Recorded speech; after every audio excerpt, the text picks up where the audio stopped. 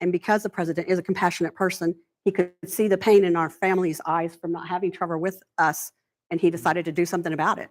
So you think it made a difference? You think it was the difference between President Biden saying, well, I don't know about that swap, and President Biden saying, just do this for the Reeves? Absolutely. Yeah, it was a combination of things, but absolutely that there is that personal issue, with the president wanting to do the right thing, and to implore the president to meet, with the families, especially the ones that are here in town. I mean, he can meet with the group, and it would be even though it would not be individual, but at least even if they just president, so he could put a face with the name. Yeah. And it would be a great thing for the president. I know he'd love to do it, and it would help him politically, if nothing else. But Trevor, you told me last year that you thought before you traveled to Russia, there was no way that Russia would detain another American like they had Paul Whelan. And that would make Russia, now they've done it again with Evan Gershkovich. You said it would make Russia like North Korea, in your words. Is no American safe in Russia, do you think? No. I mean, when I said that, things, with really escalated to the point that they're at now. But I think that it's, extremely clear that right now, any American that travels to Russia is in grave danger of being taken hostage by Russia, being wrongfully detained. And I think that amount of desperation that the Russians have right now is going to continue.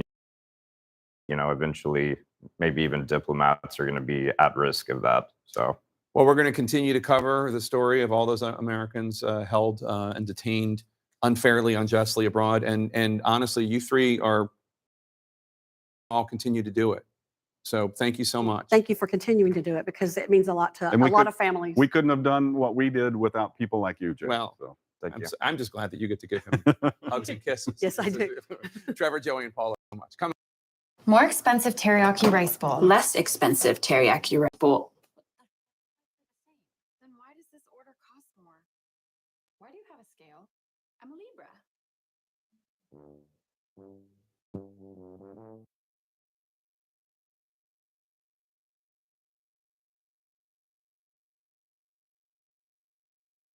Ukraine's president is visiting Finland, NATO's newest member, sharing a border with Russia in the wake of those accusations from Russia of a drone strike on the Kremlin. Let's hear what he had to say. We don't attack Putin or Moscow. We fight on our territory. We're defending our villages and cities. We don't have, enough weapon for this. That's why we don't use it anywhere. For us, that is the deficit. We can't spend it. And we didn't attack Putin. We leave it to tribunal. Then we have Liselott Lindström as Svete. Yes, I'm Liselott Lindström from the Swedish Public Broadcaster, and my question is also to President Zelensky. Just a little follow-up on what you just said. Why do you think it is in the interest of President Putin to accuse Ukraine of trying to assassinate him? Thank you. Тому що немає. Я вам поясню. Все дуже просто у Росії. Все дуже просто у Росії немає перемог. Russia has no victories to report. He can no longer motivate his public. He cannot send his servicemen to die just like nothing happens. He has no on the battlefield. The second army in the world is lost. They find themselves incapable of occupying Ukraine. They've got hard time from us, and now he has to motivate. He has to keep them going forward, like Wagnerites, ex-convicts who cannot go back because they will be shot by the blocking squads. This is their current position. This is what is happening in reality. Our top story right now, Moscow is claiming that Ukraine tried to assassinate President Vladimir Putin with drone strikes on the Kremlin last night. Videos are circulating, purporting to show the alleged attacks. But at this stage, we cannot verify them. Here they are. Take a look at that drone. Moscow is calling the alleged strikes a terrorist act and says it reserves the right to take retaliatory measures. Ukraine denies any involvement, saying it does not attack other countries. We've got team coverage on our story standing by for us.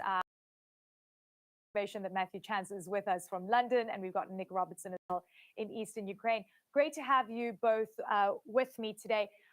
Nick, I want to start with what we've been hearing from Ukraine in particular, distancing themselves from this attack. But I want to sort of take a step back here and talk about the potential impact of these accusations and the information that we're getting through from the Kremlin at this stage.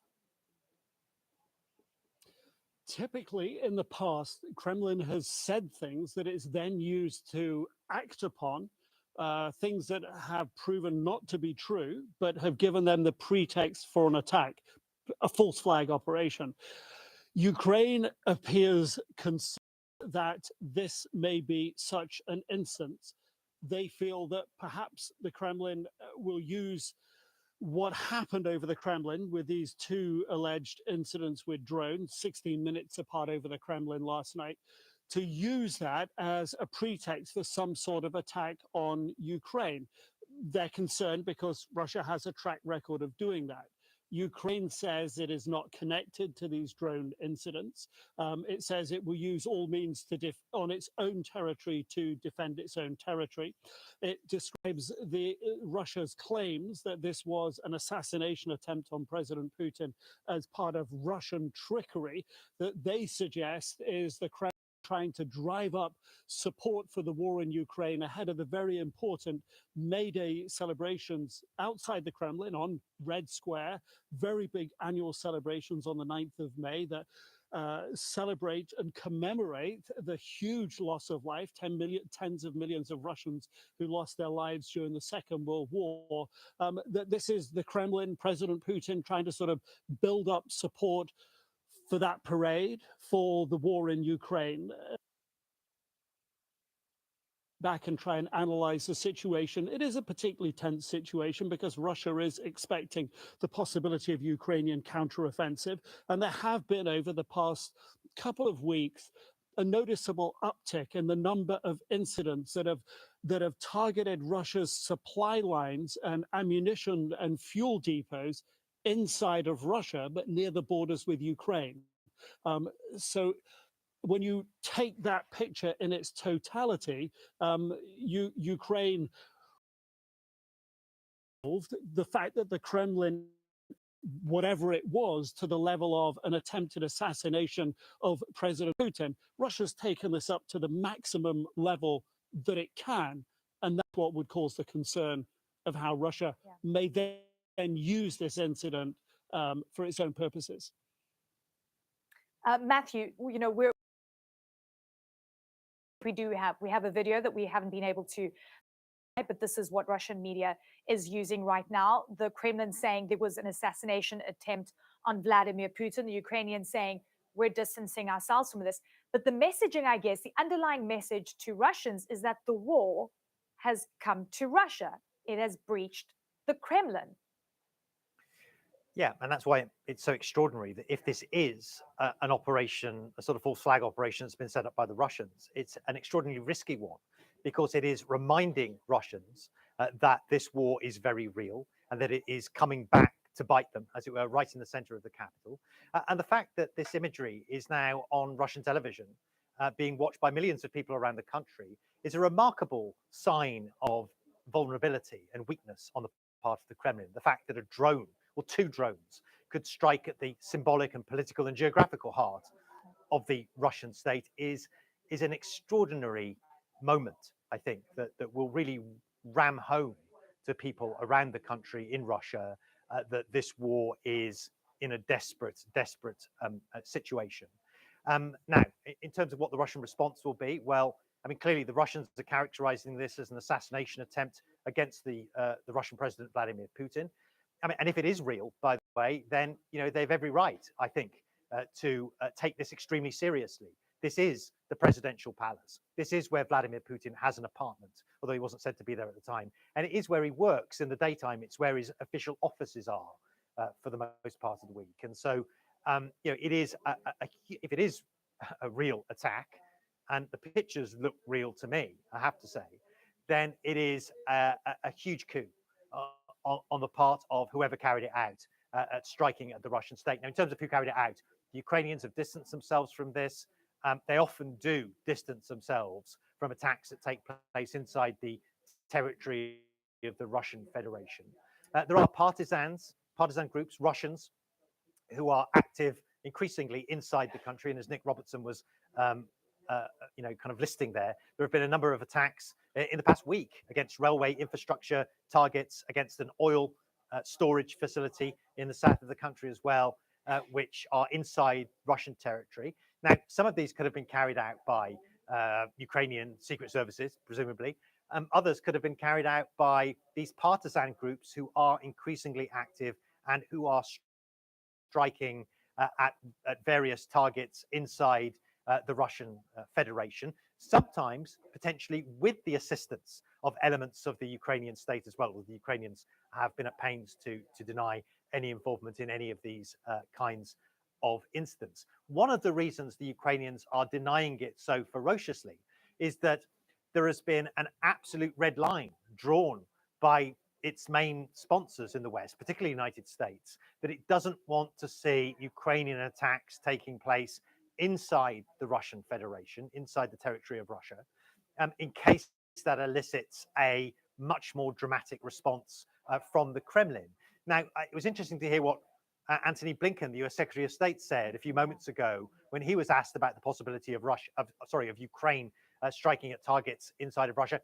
He had a much more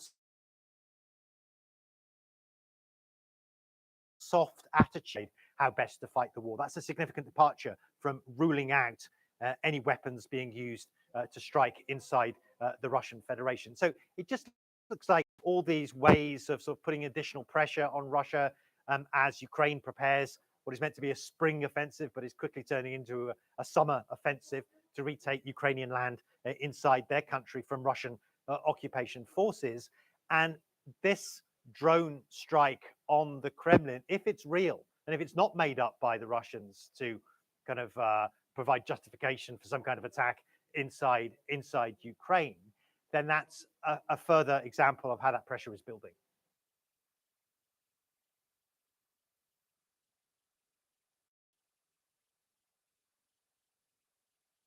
We have breaking news just into CNN. The Russians now accusing Ukraine of trying to assassinate President Putin. The Kremlin says in a news statement that 2 Ukrainian drones were flown last night. The press service released a statement moments ago. I'm going to read it to you now. They say, quote, "We regard these actions as a planned terrorist act and an attempt on the president's life." It also says Russia reserves the right to take retaliatory measures where and when it sees fit. I should note, they say Putin was not in the Kremlin at the time that this was happening. I want to go to CNN's Nick Robertson, who is live in eastern Ukraine with this breaking news. Nick, what are we learning about this? And I do want to note, this is coming from the Kremlin. If you take everything they say with a grain of salt, of course, we've asked the White House, we've asked the Pentagon for comment. What have you learned about this, Nick? Yeah, it really has to be taken with a lot of concern and treated with the fact that we know that the Kremlin often lies about the situation. But what we know is what the Kremlin tells their population often sticks with the population, that Russians will most often believe what they're being told by the Kremlin. And that's another reason to take this seriously, because is this an effort by Putin to try to find some way to, or again, justify his war in Ukraine? What do we know at the moment? We know that state media reported that 2 Ukrainian UAVs, unmanned aerial vehicles, were flown towards the Kremlin, that they were intercepted, disabled, that the debris that fell from them didn't cause any injuries inside the Kremlin. After that, the Kremlin then said this was an attack, an attempt on President Putin's life. However, as you said, we know that Putin wasn't there inside the Kremlin at the time. There are social media videos of what purports to be this incident, but again, this requires absolute scrutiny, and CNN at this time cannot verify. Eyewitnesses about the time that this event is allegedly supposed to have taken place do report hearing at least one loud clap or small explosion in the area. But at the moment, Ukrainians haven't said anything officially about it. But it is clear that for Ukraine, this would be a concern about how Russia will respond and use this information that they're putting out in the population. What more do we know about these drones? We do know that Ukraine does have longer distance drones than it did in the past. They threatened to attack the Kremlin in this way. They haven't. We need to pay very close attention to the close scrutiny of this video and the events surrounding it. And it is important to note that we have seen Russia allege things in the past and try to use them to justify its own actions. That is important here. But you said, Nick, we have not heard anything from the Ukrainian side yet on this? Correct. False flag operations have been the modus operandi, the playbook of the Kremlin. Absolutely, they want to do this sort of thing to use it as propaganda, as they have in the past, for events that are yet to unfold. We know that Russia is concerned about a potential Ukrainian counteroffensive. We know that that Russians are losing troops at the front line in high numbers. The front lines, speaking with troops who fight in those front lines today, and they talk about the intensity of the fight, the expectations and the training they get for the battle ahead of them. So the expectation on the ground all along the front lines in Ukraine is that the fighting here is going to heat up. What we have also seen in recent days, and I think this is very significant and very important, is we've seen 2 Russian trains just inside Russia, outside over the border from Ukraine, inside Russia, struck earlier this week. We've seen oil depots struck deep in Russia's south, not inside Ukraine. So it appears as if Russia is getting targeted inside Russia, not clear by whom, on vital supply lines for train links and fuel stores. So is the tempo of activity over the border inside Russia heating up? Who is perpetrating it? We don't know. Over the Kremlin, Russian propaganda, or real events? It's unclear at the moment. Nick Robertson, if you do hear anything, please keep us updated.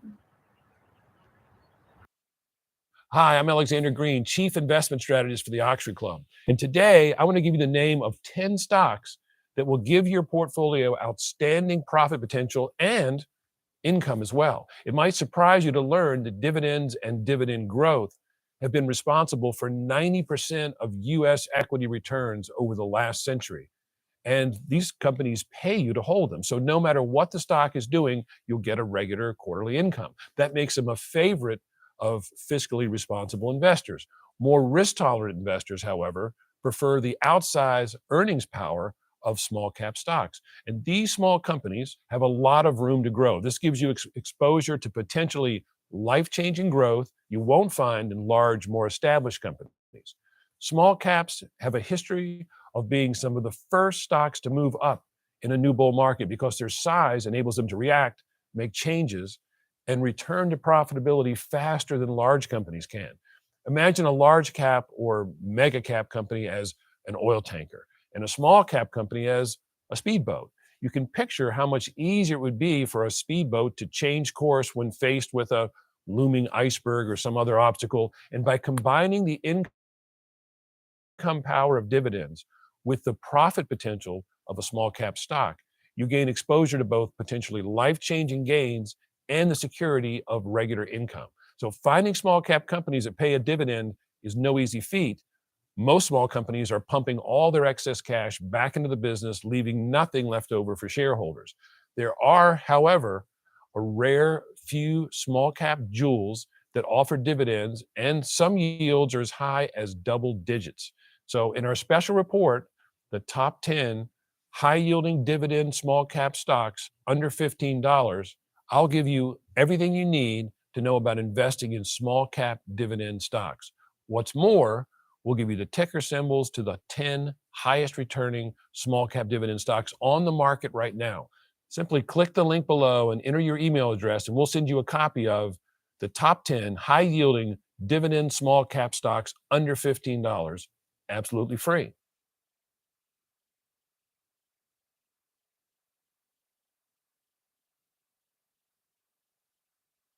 Hi, I'm Mark Lichtenfeld, Chief Income Strategist for the Oxford Club, and I've got 12 stocks to help you achieve a financially secure retirement.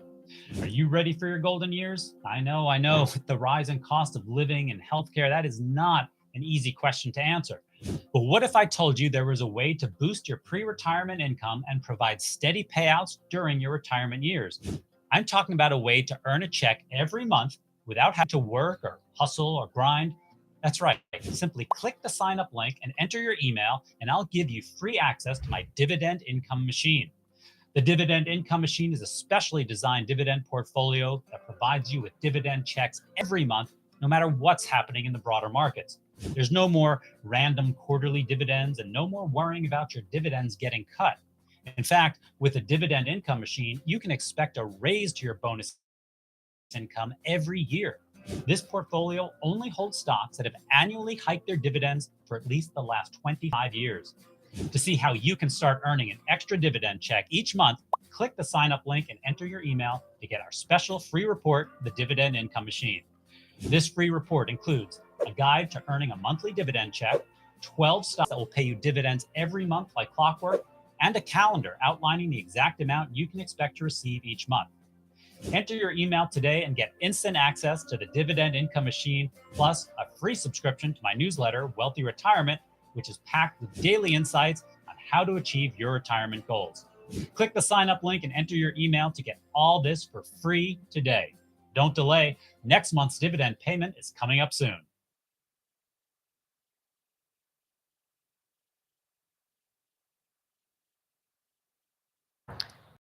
Retired Lieutenant Colonel Alexander Vindman. He is the former European Affairs Director at the Council. He served as the